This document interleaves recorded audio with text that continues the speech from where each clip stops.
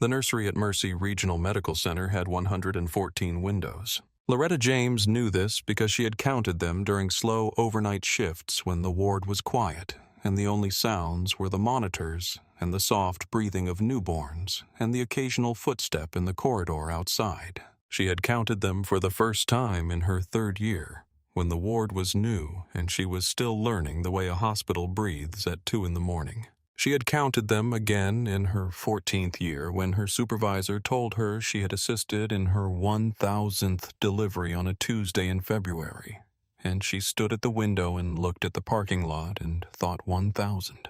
She had counted them a final time in her 28th year, the year she retired, standing at the same window in the same corridor and looking at the same parking lot and thinking, this is the last night. She had been a labor and delivery nurse for 28 years. She had started at Mercy Regional at 31, after 9 years at a county hospital across the city, where she had learned the work in the way you learn it when resources are limited, and the margin for error is identical regardless of the resources available. She had learned to work with what she had. She had learned to be the thing a room needed. She had learned in those 9 years that the work of a labor and delivery nurse is not the work that appears in the descriptions. The description says monitor, assess, assist. What the description does not say, be the person who stays. Be the steady thing when everything else is uncertain. Be the hands that the patient finds when they reach out in the hardest moment. She had brought that to Mercy Regional. She had worked the 7 to 7 overnight shift at Mercy Regional for 19 of those 28 years. She had trained 41 nurses. She had supervised nursing students in their clinical rotations, which was different from training. Training was the sustained process over months and years. Supervising was the immediate, the daily, the specific decision in the specific moment. She had done both. She had told new nurses, you will make small decisions every hour of every shift. They will not feel like large decisions because they will not announce themselves. They will feel like the next thing. The skill is in making the next thing correctly every time without needing it to be a major moment. That is how you protect someone, not in the dramatic instances. In the next things, she had assisted in 1,143 deliveries. She had been there for the first breath of 1,143 people who were now walking around in the world not knowing that the hands that received them belonged to a woman who could name every window in the ward from memory. She retired 3 years ago at 59. Not because she wanted to. Because her knees had told her what 28 years of overnight shifts cost a body, and her doctor had agreed. She remembered the last night in detail she had not expected to retain. The ward had been quiet. 2 deliveries already completed before midnight, both uncomplicated. She had done her final chart rounds at 4 in the morning, moving through the corridor the way she had moved through it thousands of times. Her footsteps, the particular footsteps of someone who knows a floor so well she does not have to think about where she is going. She had stopped at the window at the end of the hall. The parking lot was gray and empty except for the staff cars and the ambulance bay and the glow of the streetlight on the far corner. She had put her hand on the glass. She had thought this is the last time. She had gone back to the nurse's station. She had finished her final paperwork. She had handed off to the morning shift at 7. She had said goodbye to each person individually, not as a group, because she believed that goodbyes deserved individual attention, that you should look a person in the face when you are parting from something that has mattered. She had driven home on Millbrook Road with the windows down, even though it was November and cold, because she wanted the air, because she wanted to feel something external that matched the feeling that had no name yet. She had given the hospital 28 years. On a Thursday morning in the 2nd week of June, she came back, not to work, not to visit former colleagues, though she would have welcomed that. She came because her daughter Simone had called her at 6:43 in the morning, her voice high and fast and breaking at the edges in the way that voices break when the news is too large to hold. Simone said, "Mama, she's here. She's here and she's perfect and she has your eyes." Amara. The baby was named Amara. She had been born at 4:51 in the morning, 6 pounds and 14 ounces, 19 and a half inches, with a faint line of dark hair, and her grandmother's eyes, and a cry that Beverly Chen, the charge nurse on the maternity floor, described to her colleagues as clear and strong and decided. Loretta had been awake since 5:15. She had been lying in bed at 5:15 when she heard her phone on the nightstand, and she had known before she picked it up what the call was going to say. She had known because she had been carrying a particular kind of alertness for the past 3 weeks, ever since the due date had moved from an abstract future thing to a number on a calendar that was only days away.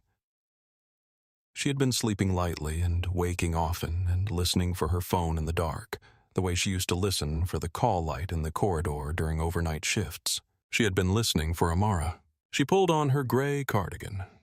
Her daughter had given it to her 4 years ago, before Simone moved to the city for her residency, and she had decided on the drive to the hospital that this counted as an important day.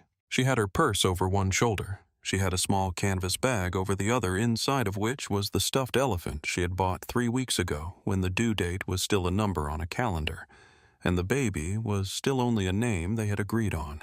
It was a gray elephant with round ears and a small trumpet raised slightly, the kind of elephant that looks like it has somewhere important to be and is going there with confidence.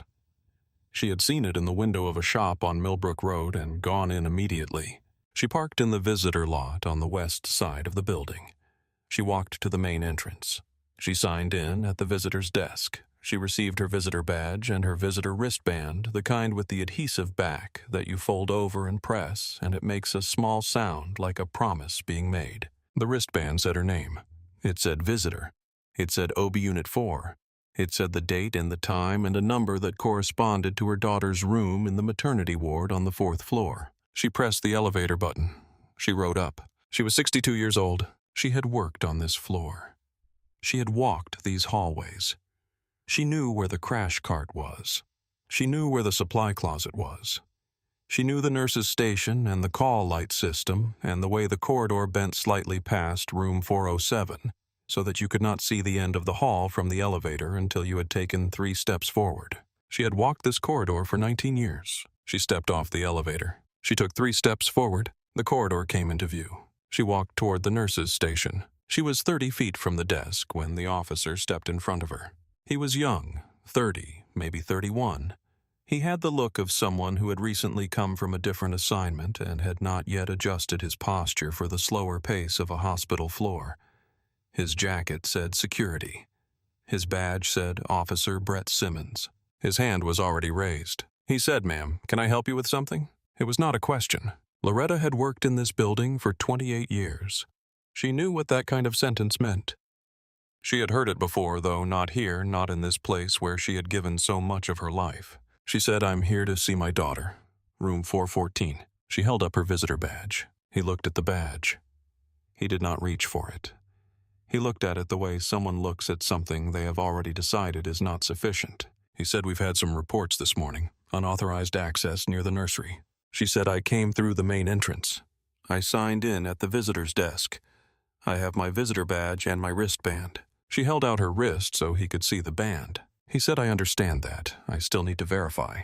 She said, "My daughter just had a baby 6 hours ago. Her name is Simone James, room 414. He said a lot of people come in saying they're family. There was a pause. Loretta stood still. She had a kind of stillness that 28 years of overnight shifts develops in a person. The stillness of someone who has been the calmest presence in the room during emergencies that required absolute calm. She had drawn on it in delivery rooms at 3 in the morning when everything was going wrong, and the only thing between the patient and panic was a nurse who had decided not to panic. She drew on it now. She said, "My visitor badge has my name on it. My wristband matches this unit. I have my photo ID in my purse. I will show you all 3. But I want to be clear that I am not unauthorized. I am Loretta James. My daughter is in room 414. My granddaughter was born at 4:51 this morning. I have been awake since 5:15 waiting to see her." He said, "I'm going to need you to step over here." He indicated a space near the wall, away from the elevator, away from the nurse's station, away from where anyone at the desk might look up and see her badge. She said, "I would prefer to stay here." He said, "Ma'am, this is not optional." She said, "Am I being detained?" He hesitated. She said, because if I am being detained, I need to know the basis for the detention. And if I am not being detained, I prefer to remain where I am while you verify my information. He said, step over here, please. She heard something in his voice that she recognized. Not from her years in this hospital, from before this hospital. From a lifetime of navigating situations in which the evidence of who she was and why she was there was directly in front of someone who had already decided to see something else. She stepped over. Not because she was required to, because she knew what it meant not to, and she knew where that road went, and she knew that Amara was 6 hours old and 60 feet away, and that nothing she said in this corridor was going to be as important as getting to that room. She stood near the wall. He stood in front of her. He unclipped the radio from his belt. He called the main security desk. He said, I have a visitor on 4 who requires identification verification, unknown status, possible unauthorized access situation. Loretta heard the word unknown. She was wearing her visitor badge. She had her wristband pressed around her wrist. She had been in this building for 20 minutes and had violated no policy that she could identify. She opened her purse. She removed her photo identification. She held it out. He looked at it. He said IDs can be altered. She said the badge was issued at the visitor's desk in this building 17 minutes ago. It is a badge issued by this hospital. The wristband was also issued at the visitor's desk. The ID is a state-issued driver's license. He said, I understand that. She said, what else do you need? He said, I need to complete my verification process. She said, what does your verification process require? He said, I need to confirm your identity with the unit before I can clear you. She said, then please call the unit. My daughter's name is Simone James, room 414. The nurse at that desk can confirm she is a patient and that Loretta James is her mother and her listed emergency contact. He looked at the nurse's station. He looked back at her. He did not call the desk. He stood in front of her. She thought about Simone, 32 years old. The baby she had delivered herself in this building, not on this floor, but 1 floor above the baby she had looked at in the same way she had looked at every other baby she had ever helped bring into the world, except that this one was hers. This one had her blood and her cheekbones and her husband Carl's patience, and she had spent the first hour of Simone's life sitting in a rocking chair next to Carl, thinking, this is what all of it is for. Carl had been gone for 7 years. He had died on a Tuesday in March, the same kind of quiet Tuesday that doesn't announce itself, doesn't signal what it intends to do. He had been at the hardware store on Millbrook Road.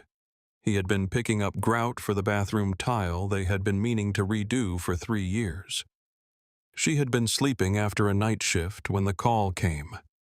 She had been dreaming about something she could not later remember, and then she was awake and holding the phone, and the voice on the other end was saying words she was hearing and not hearing at the same time. She had stood in the kitchen for a long time after she hung up. She had looked at the coffee Carl had made for her before he left, the way he always made coffee when she came home from a shift, the cup still warm on the counter. She had not touched it. She had just stood there. Simone had driven from the city. She had been 32 hours on the road and in airports by the time she arrived, and she had walked in the door and held her mother for 20 minutes without saying anything, and Loretta had thought, this is who she is. This is who she has always been. This is who I made. She thought about Carl now standing against the wall on the 4th floor of the hospital where she had spent 28 years watching a 31-year-old officer decide whether she was who she said she was. She thought Carl would have had something to say about this. She thought whatever he would have said would have been the right thing. He always knew. She thought about Amara. She thought 6 pounds and 14 ounces, 19.5 inches, 4:51 in the morning. She thought she has your eyes, Mama. She thought I am 62 years old, and I have given this building 28 years, and my granddaughter is 60 feet away, and I have shown this officer everything he could reasonably ask to see, and he is still standing there with his radio in his hand. She thought I am going to stay still. I am going to stay calm. I am going to stay exactly who I am, because Amara is 60 feet away, and I intend to get to her. She stood still. She stood still. She held her ID and her bag. She waited. A door opened at the far end of the corridor. A man stepped out. He was tall, late 40s, wearing scrubs with a white coat over them. He had a stethoscope looped over his shoulders and the forward lean of a physician who has been on his feet since before dawn and has several more hours before the shift releases him. He was heading toward the nurse's station. He stopped. He said, "Miss Loretta." His name was Marcus Ellis. He was the attending obstetrician on the maternity floor. He had done his residency at Mercy Regional 17 years ago, and in his first year he had worked alongside a labor and delivery nurse named Loretta James, who had been the most competent clinical professional he had encountered in a delivery room. She had told him once, during a complicated delivery in the third hour of a night shift, that the hands do what the mind is calm enough to let them do. He had been telling his residents that for 17 years. He had not seen her since her retirement party 3 years ago. A gathering in the break room on the 4th floor with a sheet cake and a card signed by 61 people and a small potted succulent that someone had put a bow on. He had not expected to see her against a wall in the corridor with her visitor badge visible and a security officer standing in front of her. "He said what is happening here," Simmons said, completing a verification. "Possible unauthorized visitor. Marcus said this woman trained me. She worked on this floor for 28 years. I know exactly who she is. She is Simone James's mother. Simone James in room 414, her daughter, who had a baby 6 hours ago. This is the grandmother." Simmons said, "Sir, I need you to step back while I complete the process." Marcus said there is no process required here. She has a visitor badge. She has a visitor wristband. She presented her photo ID. She signed in at the front desk. She is a verified visitor. Simmons said the badge alone is not the only criterion. Marcus said, "What is the additional criterion?" Simmons said there were reports this morning. Unauthorized access near the nursery. Marcus said, "What reports specifically?" Simmons said reports of unidentified persons near the nursery. Marcus said this woman was 20 minutes ago in the visitor parking lot. She has been on this floor for approximately 6 minutes. She has not been near the nursery.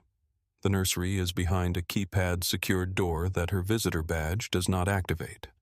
I need you to explain to me how a woman who cannot open the nursery door is part of an unauthorized nursery access report." Simmons did not answer. Marcus looked at Loretta. He said, "Are you all right?" She said, "I'm fine. I would like to see my granddaughter." He looked at Simmons. He said, "I am the attending physician on this floor. This woman is a verified visitor. She is the mother of a patient in room 414. She is going to that room. If you have a protocol concern, you may refer it to the charge nurse or the floor supervisor. We can discuss it through the appropriate channels. But this conversation is over." Simmons said, "I have not completed my..." Marcus said, "Yes, you have." He said it the way physicians say things when they have decided that the discussion is concluded. There was a silence. Beverly Chen had come out of the nurse's station. She was 41. She had been a nurse for 14 years, 11 of them on this floor. She had started as a nursing student at Mercy Regional during the last 3 years of Loretta's tenure, and had been trained in part by the woman standing against the wall in the gray cardigan. She had been at the nurse's station, had seen the officer stop the woman at the elevator, had watched the 6-minute interaction from 20 feet away, and had made a decision. She was holding something in her hand. She walked past Simmons without looking at him. She walked to Loretta. She opened her hand. It was a hospital bracelet, not Loretta's visitor wristband. An admission bracelet. A small strip of white plastic with a paper insert sealed under laminate. The kind that goes on a newborn's ankle in the first minutes of life. It said Baby Girl James. It said DOB June 12th. It said Mother Simone James RM 414. It said Emergency Contact / Maternal Grandmother Loretta James. Beverly held it toward Simmons. She said Officer. Her name is on the baby's chart. She was listed as emergency contact when Simone James was admitted at 1:17 this morning. She has been on this patient's chart for 6 hours and 41 minutes before she ever walked through the front door. Simmons looked at the bracelet. Beverly said her name is on the bracelet. He looked at it for 3 seconds. He stepped back. Beverly turned to Loretta. She said, "Do you want to come with me?" Loretta said yes. She did not look at Simmons again. She had things she could have said and chose not to say them. She had things she could have felt and chose to feel them later when she was not 60 feet from her granddaughter. Beverly walked with her down the corridor. They stopped at room 414. Beverly knocked twice. She opened the door. Simone was in the bed with the incline raised the way you raise a hospital bed when you want to be upright, but your body still needs support. She looked the way new mothers look, the specific combination of exhausted and luminous that has no other context in the world, the look of someone who has done the most difficult thing and is holding the proof. The proof was 6 pounds and 14 ounces. The proof had dark hair and small clenched fists and was sleeping against her mother's chest in the particular stillness of a person who has only recently arrived and is still deciding how to be in the world. Simone looked up. She said, "Mama." Loretta walked in. She set the canvas bag with the stuffed elephant on the chair by the door. She pulled the chair to the bed. She sat. She looked at the baby. She had looked at 1,143 babies in this building. She had never looked at a baby the way she looked at this one. She said Amara. The baby did not open her eyes. She tightened one fist slightly the way newborns do, the small involuntary assertion of existence that says, "I am here. I have arrived." Loretta put her finger against the fist. The fist closed around it. She said yes. Simone said, "Was everything okay?" Beverly said something happened in the hall. She said, "I'm here now." Simone said, "Mama." She said, "I'm here. Tell me everything about her. Start from the beginning." Simone started talking. Loretta listened and held Amara's hand and did not let go. She held her for 40 minutes. She did not think about the corridor while she held her. She made a decision sitting in the chair with Amara in her arms not to think about the corridor while she was in this room. The corridor was going to be dealt with. There were people dealing with it. Beverly had filed a report. The security director had been notified. The institution was doing what institutions do when they are functioning, which is to say, it was generating documentation and review. What was in this room was not a documentation. What was in this room was 6 pounds and 14 ounces with her grandmother's eyes and the whole world still ahead of her. The world that had not yet had the chance to be as difficult as it was sometimes going to be, and Loretta was going to hold her in this room for exactly as long as she had in her before anyone needed anything, which was 40 minutes. She thought about all the babies she had held in this building, not the 1,400 she had helped deliver, not exactly, though she had held many of them in the moments right after handing them to their mothers, waiting with them during the first weighings and measurements. She thought about the ones she had held when something was wrong. The babies who had arrived and whose arrival was not uncomplicated. The ones who needed warmth and steadiness and hands that communicated through pressure and temperature. You are here. You are held. Whatever comes next right now, you are held. She had been those hands for 28 years. She thought this is the same thing. Every time it is the same thing. Every baby is being held for the first time. Every grandmother is holding for the first time. It does not matter how many times you have done it. This time is the first time this time. Amara moved slightly. Not a wake-up movement. A settle deeper movement. The small repositioning of a person who is perfectly comfortable and is finding an even more comfortable position within that. Loretta adjusted her arms. She thought, yes, like that, stay exactly like that. Simone slept. Beverly came back at 10:30 with a cup of water and a folded blanket, and said very quietly, so as not to wake Simone, "I filed an incident report. I wanted you to know." Loretta said thank you. Beverly sat in the chair by the window. The window looked out on the hospital courtyard, which had a small fountain. The fountain was not running. The water in the basin was still and caught the morning light. Beverly said, "When I was a first-year nursing student, you told me something. You said the hands do what the mind is calm enough to let them do. I was terrified that night. It was my first complicated delivery, and I didn't know if I was going to be able to do it. You said that, and I held on to it for the whole shift." Loretta looked at her. Beverly said, "I still hold on to it. I say it to the students now." She said, "Good. They need to hear it." Beverly said he didn't know who you were. Loretta said he didn't need to know who I was. He needed to look at my badge. Beverly was quiet for a moment. She said he looked at your badge the wrong way. She said yes. They sat for a while with that. Amara breathed. Simone slept. The fountain was still in the courtyard below. Loretta looked at Amara. She thought about what she had said in the corridor standing against the wall. She had said, "I am Loretta James." She had said it clearly without apology, with the directness of someone who has given a hospital 28 years and has earned the right to say her own name in its corridors without explanation. She thought about the word unknown on the radio. She thought, "I am not unknown. I've been walking these halls since before that officer was in middle school. I have trained nurses on this floor who are now supervising other nurses. I have a granddaughter in a room 60 feet from where I was standing, and her bracelet has my name on it." She thought unknown. She set it aside, not because it didn't matter, because Amara was in her arms and mattering had an order of priority right now, and Amara was at the top.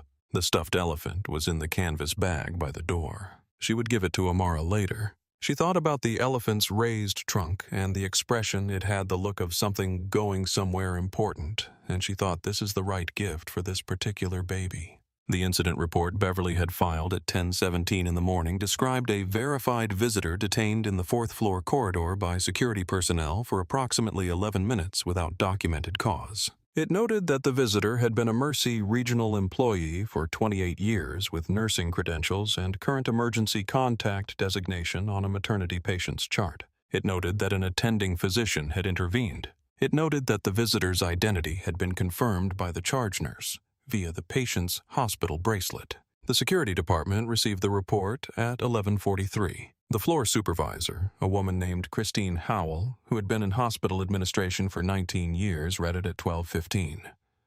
She read it twice. She called the security director at 12:22.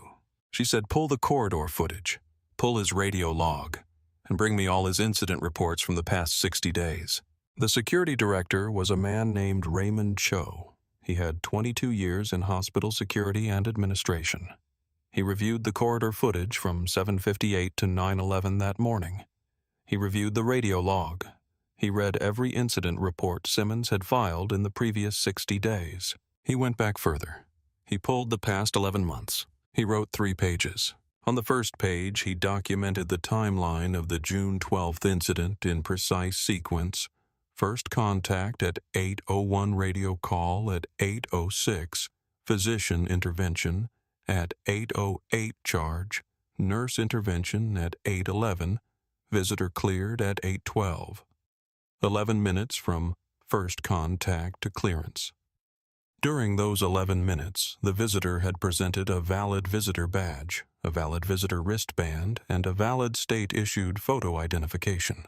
On the second page, he noted a pattern. In 11 months of service, Simmons had filed 7 incident reports for suspected unauthorized access. All 7 subjects had been persons of color. None of the 7 had been found to be unauthorized. 4 had been visiting patients. 1 had been a consulting physician from an affiliated practice. 1 had been the hospital chaplain on call, a man who had served the hospital for 14 years. 1 had been a 28-year former employee whose name appeared on a patient's chart as emergency contact. On the third page, he wrote his recommendations. He filed the report at 3:47 in the afternoon. The hospital's legal and compliance office was notified at 4:30. The CEO was briefed at 6. The complaint against Officer Simmons was formally referred to the police department's Professional Standards Division on the following Monday morning. The investigator assigned was a woman named Diana Kwan. She was 44 years old. She had been in professional standards for 6 years. She was deliberate and methodical, and had been told when she started the unit that the most important thing an investigator brings to a case is patience for sequence, because sequence is where the truth lives. She came to Mercy Regional on Wednesday morning with a digital recorder and a notepad. She interviewed Beverly Chen first. Beverly described the 6-minute period during which she had watched from the nurse's station the decision she made to bring the baby's bracelet from the nursing cart and the specific language Simmons had used on the radio. She said, "Unknown status." Those were his words. Unknown status. She was standing there with her visitor badge on her jacket and her wristband on her wrist, and he called it unknown status. Diana wrote that down. She interviewed Dr. Marcus Ellis. He described arriving in the corridor the scene he found the exchange with Simmons. He said, "I told him she had worked on this floor for 28 years. He said, that didn't matter. He said his verification process wasn't complete. I asked him what additional verification he needed beyond 3 forms of valid identification. He didn't answer that question. Diana wrote that down. She interviewed Christine Howell. She interviewed Raymond Cho. She reviewed the footage and the radio logs and the 7 incident reports across 11 months. She interviewed Loretta James at 2:15 in the afternoon in a small conference room off the maternity ward lobby. The room had a window that looked out on the same courtyard with the same fountain. A groundskeeper was working near the fountain bed. The water was still off. Diana said, "I want to begin by saying that your cooperation with this interview is voluntary. You are not required to be here." Loretta said, "I know. I wanted to be here." Diana said, "Can you walk me through what happened on Thursday morning, beginning with your arrival at the hospital?" Loretta walked her through it with the precision of a person who has spent a career in an environment where precision is not optional. She gave time sequence exact words where she could recall them, approximations where she could not. She said, "I got off the elevator at 7:58. I know the time because I had looked at my phone on the elevator. I was going to text Simone to say I was on the floor. He intercepted me at approximately 8:01, 3 steps from the elevator. He was already moving toward me when I stepped out." The interaction lasted 11 minutes based on Beverly's incident report. Dr. Ellis arrived at approximately 8:08. Diana said during the 11-minute period, "Did he make physical contact?" She said he indicated where he wanted me to stand. He was close. He did not touch me. Diana said, "Did he raise his voice?" She said, "No, neither did I." Diana said, "You mentioned that he radioed security and used the phrase unknown status. What was your response to hearing that?" She looked at the window. The groundskeeper had moved to the other side of the fountain. She said, "I had been in that building for 19 minutes. I had a visitor badge that had been issued by the building's own front desk. I had a wristband. I had my photo ID, which I had offered and shown. He had called the desk before looking at any of it carefully. And the phrase was unknown status. I was standing there in this building where I worked for 28 years, and I was unknown status." Diana said, "What was your interpretation of why he stopped you?" She said, "I am 62 years old. I am black. I was walking toward the nurses' station in a corridor I know from nearly 2 decades of overnight shifts. He stopped me before I reached the desk, before anyone at the desk could look up and see my badge, before I had done anything other than step off the elevator and walk in the direction of my daughter's room." She said he looked at me and he saw something he needed to stop and verify. And everything I showed him was not sufficient to change that. The badge was not sufficient. The wristband was not sufficient. My driver's license was not sufficient. What changed the situation was not my badge or my ID. What changed the situation was a physician who recognized me and a nurse who brought out my granddaughter's hospital bracelet. She said, "I want to be clear about what that means. My 28 years and my badge and my 3 forms of identification were not enough. My name on a baby's bracelet was enough. The bracelet was enough. The bracelet made me real to him in a way that my own documentation did not." Diana wrote for a long time without speaking. She said, "Is there anything else you want to add for the record?" She said, "Yes. I trained 41 nurses in this building. I assisted at 1,143 deliveries. I worked overnight shifts for 19 years. I know where the crash cart is. I know where the supply closet is. I know the crack in the window at the end of this corridor that has been there since the renovation in 2011. This building is in my hands as much as I am in its." She said, "I showed this officer everything he had the right to ask for. And I stood against that wall for 11 minutes. And the thing that resolved it was not anything I did or said or showed. It was Beverly walking out with the bracelet." She said, "Amara is my granddaughter. She was 6 hours old when I was standing against that wall. I was in this building before she was born, and I will be in this building after today. I have been in this building for a long time, and I want that to be in the record." Diana said, "It will be," Diana said. "Is there anything about the physical environment or the specific location where he stopped you that you want to note for the record?" She said, "Yes. He stopped me 3 steps from the elevator. Before I had reached the nurses' station. The nurses' station was 27 feet from the elevator. I know this because I have walked that distance thousands of times. If I had reached the nurse's station, any nurse at the desk would have been able to see my badge and my wristband immediately.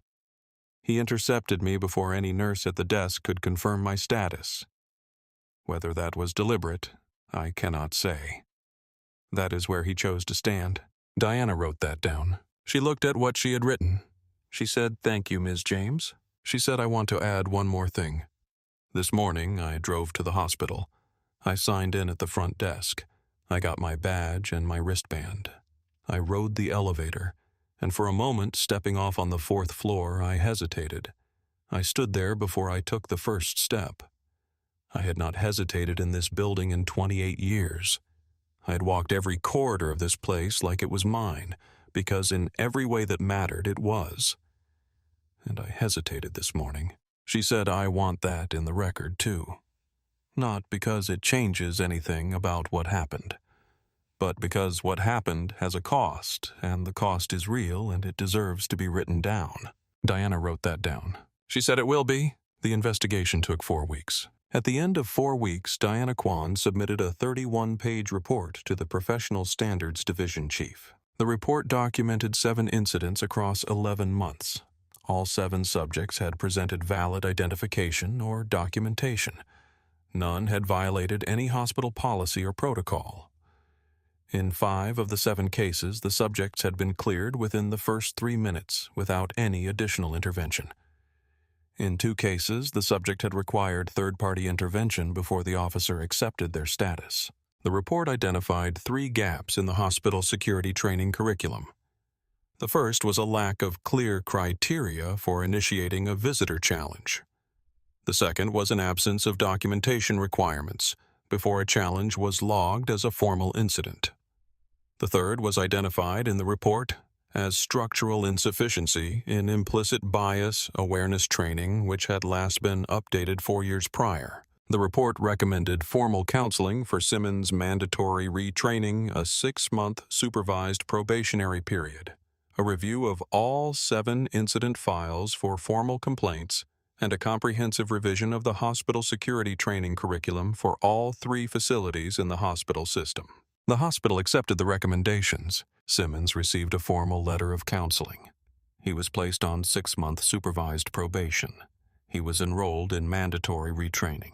The curriculum revision was assigned to a committee that included Raymond Cho, the nursing director, a patient rights advocate, and Beverly Chen, who had requested to be included and had been included. The hospital's compliance office drafted a letter to Loretta James. It was 3 pages. The first page was a formal apology from the CEO. The second page outlined the corrective actions the hospital was taking: the counseling, the retraining, the probation, the curriculum revision, and the commitment to review all 7 prior incident files. The third page was a personal note from the chief nursing officer, a woman named Patricia Osei, who had been in nursing leadership for 21 years. She had typed most of it. At the bottom, in her own handwriting, she had added 1 sentence. "It said you trained 2 of my nurses. I know who you are." The letter arrived on a Tuesday morning. Loretta read it at the kitchen table with her coffee going cold beside her. She read the apology. She read the corrective actions. She read Patricia Osei's handwritten line at the bottom. She sat with it. She thought about whether the letter was enough. She decided it was not exactly. It was something. It was the institution writing down in plain language what had happened and what it cost and what it was going to do about it. She had learned in 28 years of nursing that writing a thing down is not the same as fixing it. But it is necessary to fixing it. You cannot correct what you have not named. She set the letter on the table. She opened the composition notebook she kept beside the fruit bowl. It was a black and white marbled cover notebook, the kind she had bought 12 of at the beginning of the year from a supply store downtown. She had been keeping it since she retired, not as a diary exactly, more as a record. Things she wanted to remember. Things she wanted to hold somewhere outside her own head. She wrote 2 sentences. She closed the notebook. She made a second cup of coffee. She drank it. She drove to the hospital. Amara was 9 days old. She was in her mother's arms in room 414, which Simone had settled into completely now the way you settle into a hospital room when you are going to be there for more than a day. Personal things on the windowsill and the television on low and the pillow from home tucked behind the hospital pillow. The fountain in the courtyard was running. The first warm week of June had arrived, and the water caught the light and threw it in small arcs across the courtyard stones. Loretta came in with the blue blanket with the stars. She spread it on the bed. She held Amara. The baby was 9 days into the world. She looked at things with the total focus of a person who is encountering everything for the first time and has not yet learned to be selective about what deserves attention. She looked at the ceiling. She looked at the window. She looked at Loretta's face with the specific, concentrated expression of someone doing serious work. Loretta looked back. She said, "Amara, I worked in this building for a long time, longer than your mother has been alive. I know every hallway. I know where the supply closet is and where the crash cart is, and I know that the window at the end of the hall on this floor has had a crack in it since 2011 that no one has fixed yet." She said, "This building knows my hands." The baby watched her. She said, "And I know yours." She held up Amara's hand. She touched each finger in turn. She had counted 10 fingers on 1,143 babies in this building. She counted them now. 10. She said, "You're going to be something. You're going to be more than something. You're going to be whatever you decide to be. And I am going to be in every room you walk into for as long as I am standing, and longer than that. Because the things I know I am going to give to you before I am done, and the things you know you are going to show me before you are." She said, "That is the arrangement?" Amara blinked. Loretta smiled. She thought about the corridor. She thought about the 11 minutes. She thought about standing against that wall with her visitor badge and her wristband and her 28 years and the word unknown on the radio. She thought about what Beverly had told her sitting in the chair by the window. Beverly had said he didn't know who you were. She had said he didn't need to know who I was. He needed to look at my badge. Both things were true. And it was also true that knowing who she was would not have been the point, because the badge was the point. The badge and the wristband and the front desk and the protocol that the hospital had built specifically so that people did not have to prove their identity through their histories. The badge was supposed to be enough. She had done everything the protocol required. She had signed in and she had worn the badge and she had offered her ID, and none of it was enough until Beverly brought the bracelet. But she had a history. She had it regardless of whether anyone in that corridor knew it or acknowledged it. She had 1,143 deliveries. She had 41 nurses. She had 19 years of overnight shifts and a granddaughter whose name was on a chart 6 hours before Loretta walked through the door. She had 28 years. She had the crack in the window. She had all of it. It existed whether it was seen or not. She had walked the corridor for the last time as an employee 3 years ago, that final overnight shift, standing at the window at 5 in the morning, looking at the parking lot, thinking this is the last time. She had cried in the break room before she left quietly, the way you cry when you do not want anyone to see, but you cannot not cry, and Beverly had been in the break room and had seen and had not said anything, only handed her a paper towel and stood nearby until she was done. She thought about that morning now. The parking lot gray in the early light, the drive home along Millbrook Road with the windows down, Carl making coffee in the kitchen when she got back because he always made coffee when she came home from a night shift every shift for 19 years. "Carl, she thought you should have seen Amara. She has my eyes. Simone said so. She thought I know you know." Beverly Chen filed a second report in the 7th week. It was not required by protocol. She filed it because she had been thinking about it since June 12th. Since the moment she had walked out of the nurse's station and seen Loretta standing against the wall in the gray cardigan with the canvas bag on her shoulder and the visitor badge visible on her jacket, and the composure that Beverly recognized immediately, the composure she had seen in delivery rooms in the worst hours of the worst nights. The composure of someone who knows exactly what is happening and has decided that breaking is not something she will do here. She filed the second report with the nursing director. It said in the section for additional context, I want the record to reflect that on the morning of June 12th, a 62-year-old former 28-year employee and current emergency contact for a patient was detained in the fourth-floor corridor without documented cause. I want the record to reflect that she presented valid documentation and that the documentation was questioned without basis. I want the record to reflect that she stood in that corridor for 11 minutes and did not raise her voice and did not deviate from the facts, and that the facts were sufficient, and she knew they were sufficient, and she waited for the institution to catch up to what she already knew. I want the record to reflect that the institution caught up. I am filing this addendum because I believe the record should say what happened completely. Beverly Chen, charge nurse, 4th floor maternity unit. The hospital's CEO issued an internal statement to all 3 facilities in the system. The statement did not name anyone by name. It described an incident in which a visitor with valid credentials had been detained without documented cause, the investigation that followed, and the corrective actions being implemented. It said that the hospital's commitment to every person who entered its doors extended to family members of patients who were not guests, but essential participants in the care environment. It said a family member at the bedside is part of the care team. We do not verify care teams. We welcome them. Christine Howell put the statement on the bulletin board in the 4th floor break room. Beverly Chen read it. She thought about welcoming. She thought about what it meant to be welcomed in a place and what it meant to be stopped before you reached the door. She thought about Loretta standing at the wall in the gray cardigan with the visitor badge visible and the composure that looked from the outside like calm, but from the inside, Beverly thought must have felt like holding something very still that wanted very much to move. She had asked Loretta once weeks after what she had been thinking during the 11 minutes. Loretta had said Amara the whole time, just Amara.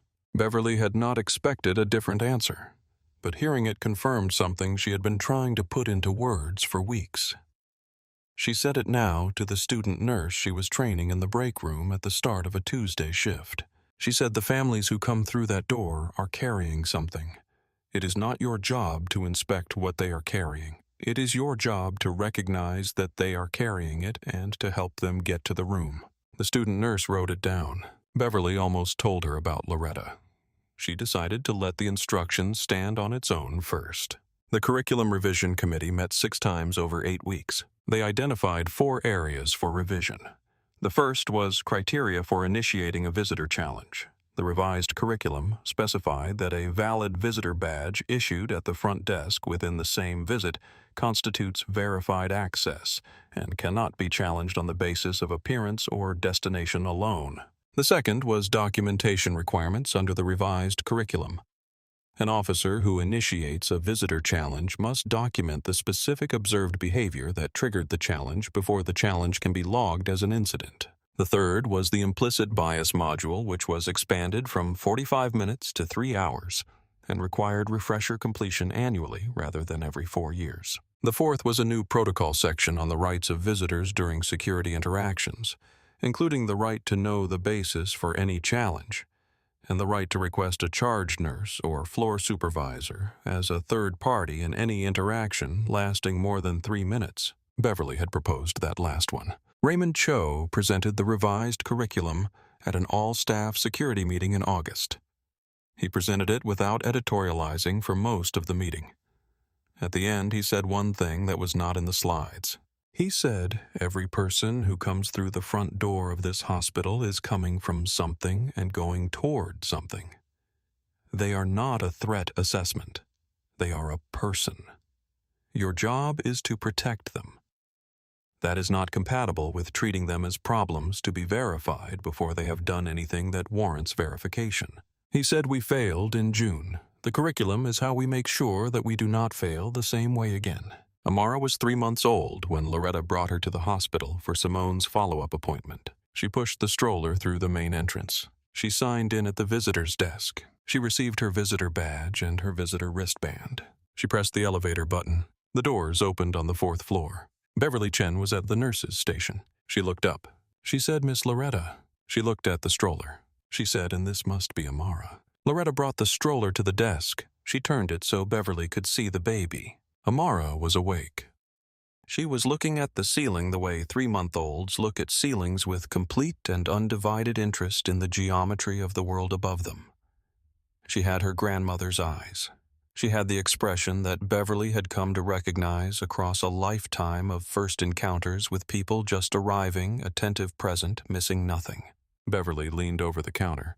She said, "She's beautiful." Loretta said, "Yes." Beverly said, "She has your eyes." She said, "My daughter told me the same thing the morning she was born." Beverly said, "She's going to be something." Loretta said, "The very best kind of something." Beverly said, "How do you know?" She said, "Because she has the eyes. The ones that look at you and tell you they already understand more than you think they do. She had them when she was 6 hours old. She still has them. They don't change. You either have that look or you don't. She has it." Beverly smiled. She straightened. She had a new nursing student shadowing her this week, a 23-year-old on her first maternity rotation, and she had been thinking about what to say to her on the first day. She had been thinking about what Loretta had said 15 years ago on Beverly's own first day on the floor in the break room before the shift started. Loretta had said the hands do what the mind is calm enough to let them do. Beverly was going to say that. She was going to say it the same way Loretta had said it, without ceremony, as a plain fact of the work. Because it was. Simone's follow-up appointment went well. Her recovery was on track. Dr. Ellis cleared her and said he would see her at the 6-week mark. He stopped Loretta in the corridor outside the exam room before she left. He said, "I've been wanting to say something to you since that morning. She said you said the right things at the right time. I was grateful." He said I should not have had to say them. There should not have been a right time required. She said no, there shouldn't have been. He said I told my residents about it. Not the incident specifically, but the principle. I told them a visitor badge is a document. A document is a fact.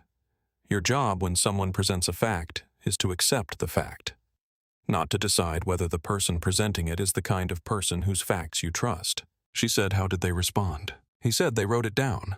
She said, "Good." He said, "That's something you used to say when I was a resident. You'd say something and we'd write it down and you'd say good and walk away. Like the writing was the important part." She said, "The writing is the important part. Ideas that aren't written down don't survive. They depend on the memory of the person who thought them. Memory isn't reliable. The page is." He said, "I still have the notepad from my first year. 3 pages of things you told me." She said, "Use them," he said, every day. She walked back to the elevator with Simone pushing the stroller and Amara asleep in the way only very young babies sleep, with the total absence of self-consciousness, the sleeping of someone who has not yet learned that the world requires them to be awake. She pressed the button. She waited. The doors opened. She stepped in. She looked back at the corridor. The nurses' station. The hallway that bent past 407, so you could not see the end from the elevator.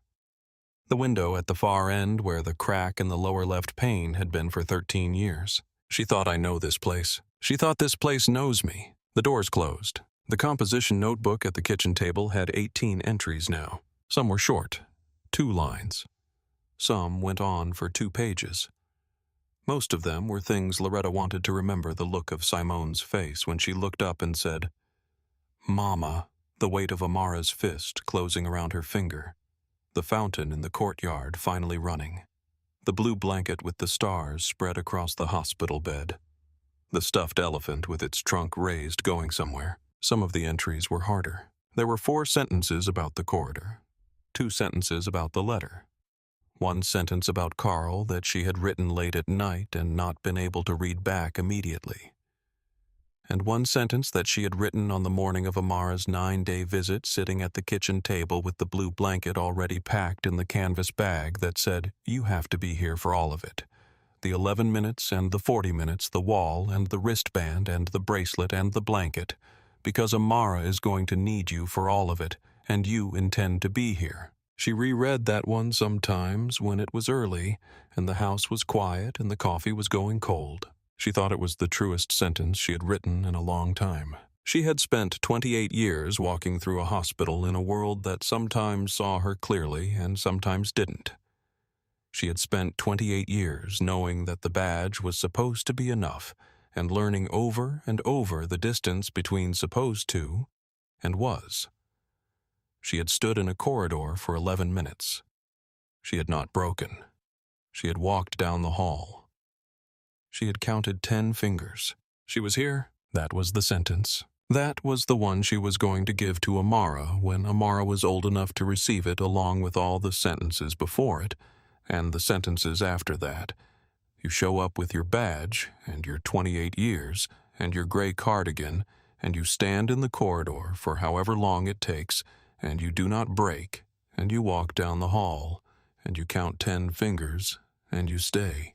You stay. That is the work, and the work is what makes you real, not the bracelet, not the physician who happened to step out of a room, not the nurse who knew you. You make yourself real by showing up and staying. The bracelet said her name, but her name was already her name before the bracelet existed. It had been her name for 62 years. It had been on that chart since 1:17 in the morning when Simone was admitted, and wrote it down as the first name she thought of when they asked who to call. Loretta James, emergency contact. She was the emergency. She was also the contact. She was the grandmother. She was the nurse. She was the woman who had counted 114 windows and 1,143 babies and 41 nurses and 19 years of overnight shifts and 28 years in total and one 11-minute corridor and 10 fingers on one particular baby's hands on one particular morning. She was the one who stayed. Subscribe our channel. We tell the stories of the ones who stayed.